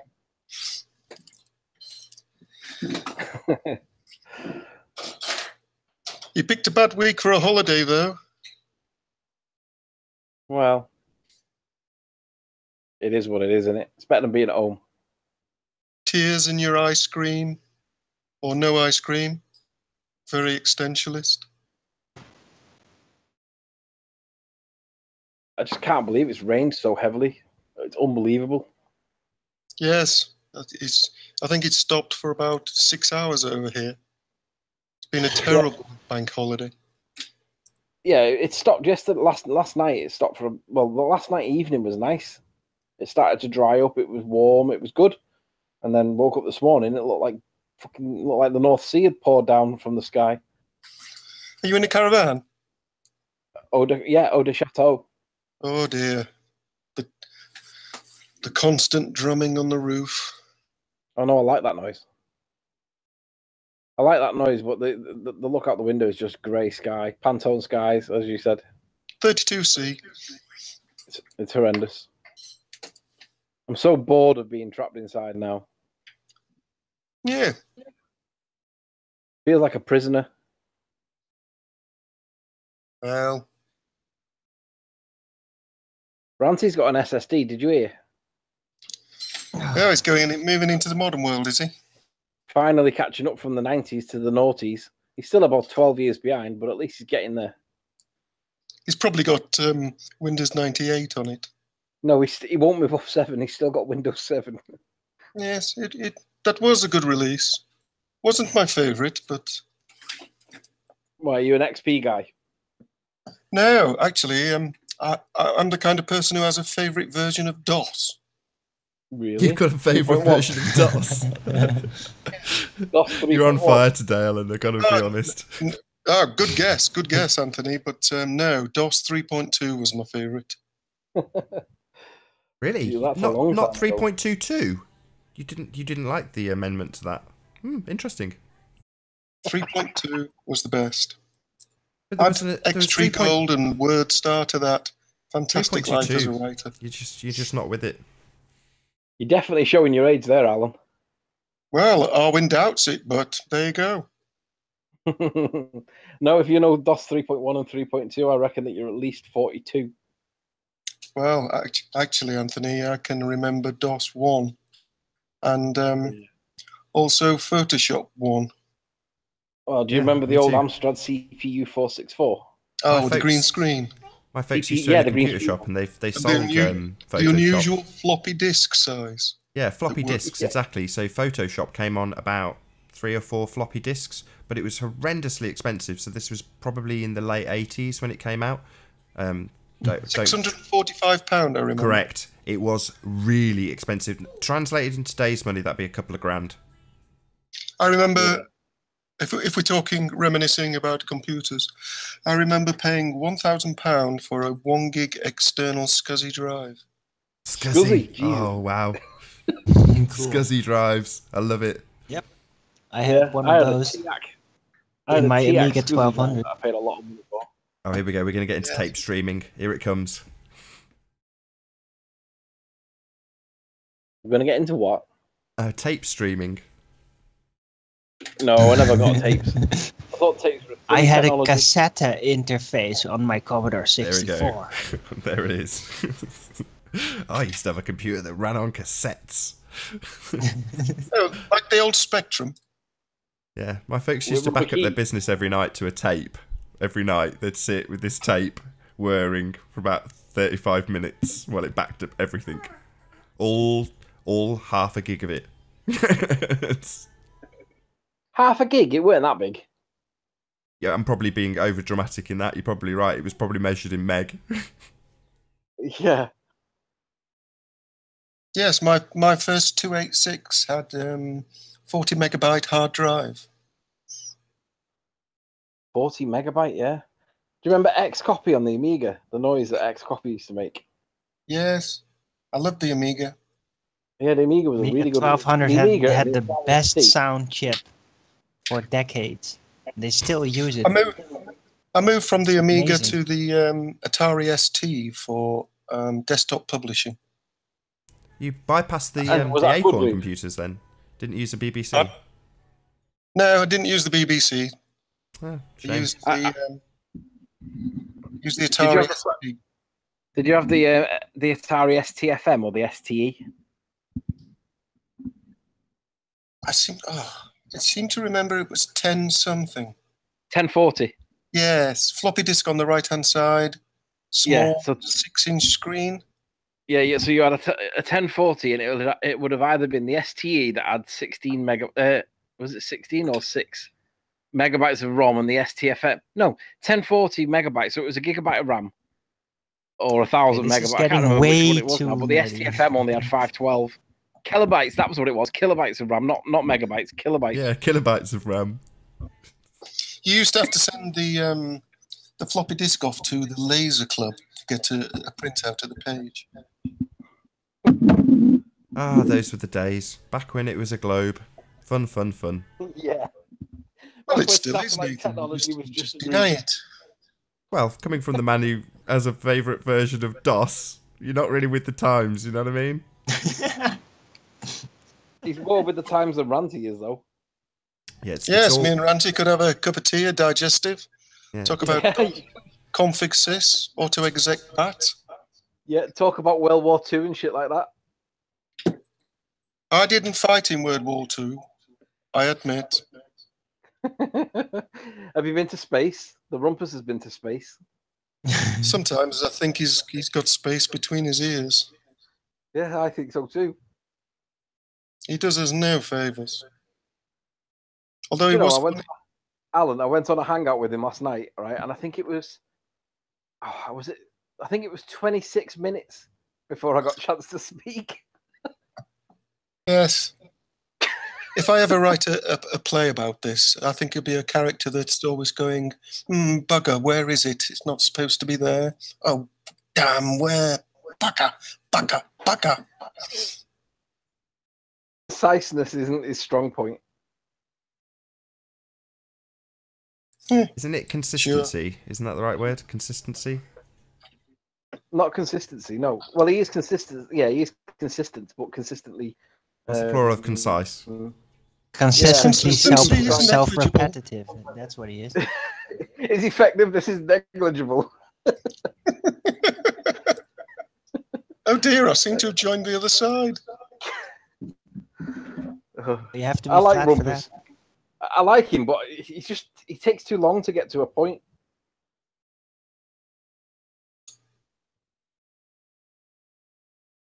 Right, there's been a mild pause with lots of people all with open mics, so I might as well use the opportunity to do my last link, because we've got about 10 minutes left on this live stream. So if you're new to the channel, be sure to subscribe and hit the bell notification icon to keep up to date with the Flat Earth debate. If you'd like to support this channel, there is a super chat that runs alongside the show while it's live, and a link in the info box below the video once it's rendered. Most importantly though, if you'd like to join the discussion, mute the page you are currently watching, then click the link in the info box to join the panel and express your views on the shape of the Earth. If you do join, please don't swear. If you do, you'll be ejected, and if you are, please don't try to rejoin the stream using sock accounts. You'll be warmly welcome back on tomorrow's stream. Please also share the show. Sharing the show obviously increases the live audience, and this in turn increases the chances of a more diverse panel. So please share the show. And one last time, if you're new to the channel or you've not done so already, be sure to subscribe and hit the bell notification icon to keep up to date with the Flat Earth debate. As I say, there's about 10 minutes left on this live stream. So, serious question. I heard you talking about the shootings earlier, and the fact that you don't believe in them. I find that rather distressing. Who said they didn't believe in them? Well, you said you didn't watch the news, you didn't believe what was reported. I mean, we're talking about people who have died. Well, I haven't watched it, so I have no idea. My point was that you can't verify it in the same way you can't verify Starman, because you weren't there. Yeah, but you've got a strange way of verifying anything. If you can't touch it, eat it, then you don't believe in it. Well, no, I don't believe in things just based on their tangibility. That's not true at all. You know, when I'm describing things that are vanishing, if I only believed in things that were tangible, I couldn't detail those effects. So that's ridiculous to assert that on my doorstep. Come on. What's the reason for the lie, then? What lie? That nobody's been shot. I don't know that that's the case. They might have been. In the same way as Belu might be real. You just don't know the reasons why. Like the story that they start out with. Must be a bloody the story nightmare. That they start out with on the news doesn't have to be the truth. Right. That's the point. I'm not going to be an auto hoaxer, but I'm also not going to be an auto believer. You know, and the easy way for me is to just not engage with it at all. How do you decide what's for tea? How do I decide what's for tea? Well, I have a look in the fridge. Yeah, I'll tell you what he doesn't do. He doesn't think what might be in the cupboard and think I'll have some spaghetti, even though there's nothing in the cupboard. But it could be in the cupboard, so he thinks he'll have spaghetti because it could be in the cupboard. He goes to the cupboard, he looks, sees no spaghetti, and thinks, spaghetti. 2 ice creams and 2 ice creams again. Spaghetti in a cupboard. Yeah, they're all under East's computer at the minute. There's an ice cream shortage. Well, you'll not be needing one. No. Sitting in your caravan all alone, the rain slowly drumming down. Don't you have an umbrella, Anthony? Yeah, and I'm also not getting wet, just in case that was not clear.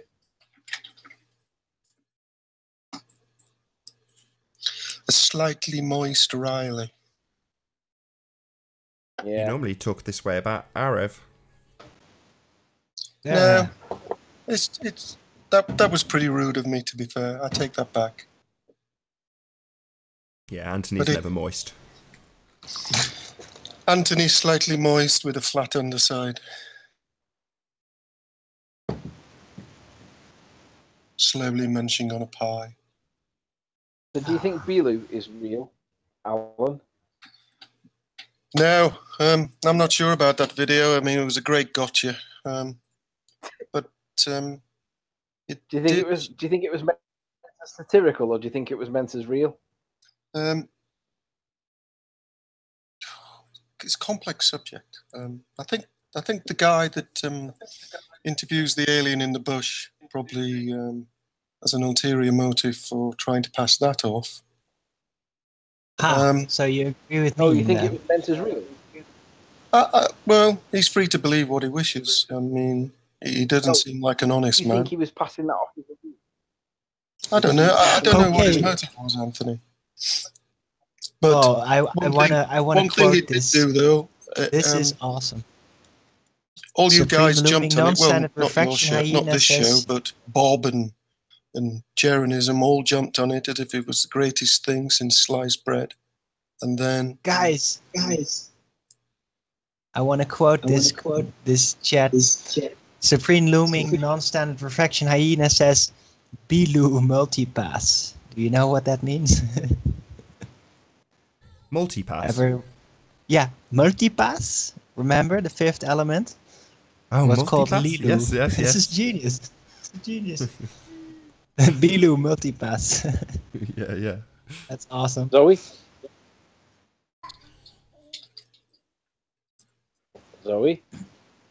Bilu, the Earth is convex. How you doing, Zoe? That was actually pretty good. Just about to click the button then. Couldn't help. How is Zoe this morning? Zoe's very fine. Zoe's very fine. So was it Zoe that was giving me funny phone calls in the night with notifiers that weren't there? No. Zoe does not do that. Somebody That's a pretty good one. They've been joined by Bilu for the last couple of minutes of the show. What have you got to say for yourself, Bilu?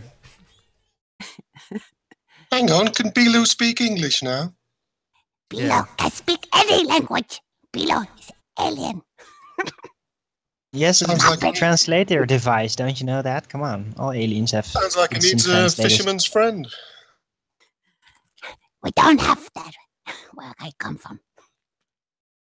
We're all very Bilu is the Earth a ball? No. Convex. What do you think about people that Convex, right? I thought so. Nathan, has it really come to this? It certainly has. All are welcome. This is today's show, Alan. That's correct. We've talked about Sinclair's ZX84 computers, and we've talked about slightly looming refraction and vanishing zones, all in the same show. So that's good news for me. Are you saying I'm like Bilu? Yes. I'm finding it hypocritical that you're criticising the application of voices. Well, one day, Anthony, we'll be in the same room. That's a good point. And you're still speaking like that. That's how I speak. No. Hey, who is this? This is Zoe. Be here and love. Hi, Zoe. Wow, that was a really great impression. Hello. And with that, I'm going to say, first and foremost, a huge, massive, enormous thank you to all of the panel for joining and making this debate possible. And, of course, a massive thank you to all of the live audience for tuning in and hopefully sharing this debate. If you've not done so already, be sure to like, comment, share and subscribe. I've been Nathan Oakley, and I will see you all in the next video. Oh, what a day! What a lovely day!